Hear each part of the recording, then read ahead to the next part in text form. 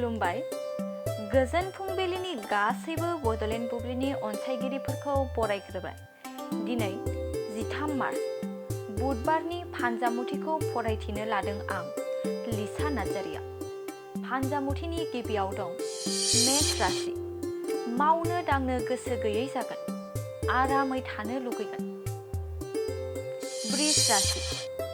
आखायाव धोन दौलत गैया जागोन, दुखु जारलायाव गोग्लैनांनो हागौ। गाज्रि सान। मिथुन राशि। नोंथाङा जेबो मावनो दांनो गोसो जानाय नङा, जायगा दाबसेयावनो दिदोमै थानो गोसो जागोन। कर्कट राशि। रां रुफा आरजिनो हागोन, न'खराव सान्थि फैगोन, मोजां सान।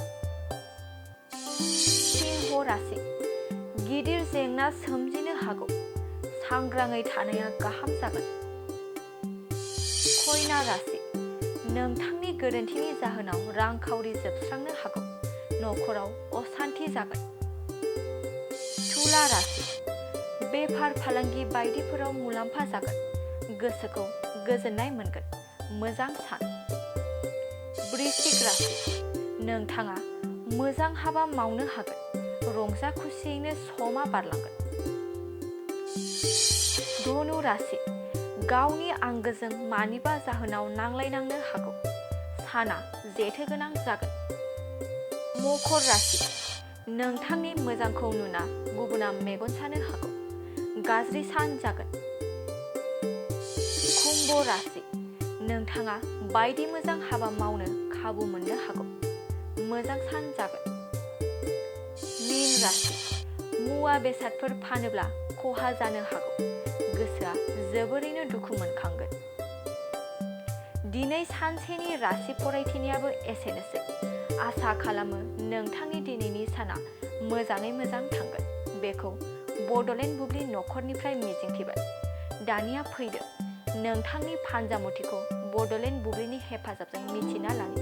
गोजोन्थों। साख्रि नागिरग्रा सुबुंफोरनि थाखाय गोजोनथाव खौरां।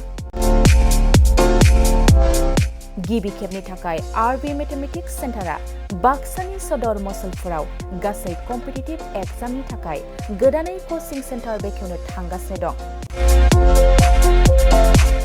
जायफोर सुबुंफ्रा गोजान जायगायाव थांनानै कम्पिटिटिभ एग्जामनि थाखाय कचिं लानो हायाखैमोन, बिथांमोना बे बारनिफ्राय बे कचिंनि खाबुखौ आरबि मेथामेटिक्स सेन्टारनि जोहै मसलपुराव मोननो हासिगोन।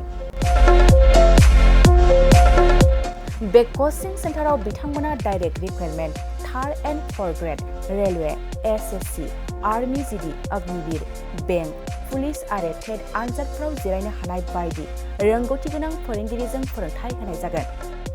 बे कचिं सेन्टारनि सोमोन्दै आबुङै मिथिनो थाखाय 9101-450-597, 6900-584714 आरो 9365-13222 जानबुं अनजिमायाव खौरां लानो हागोन।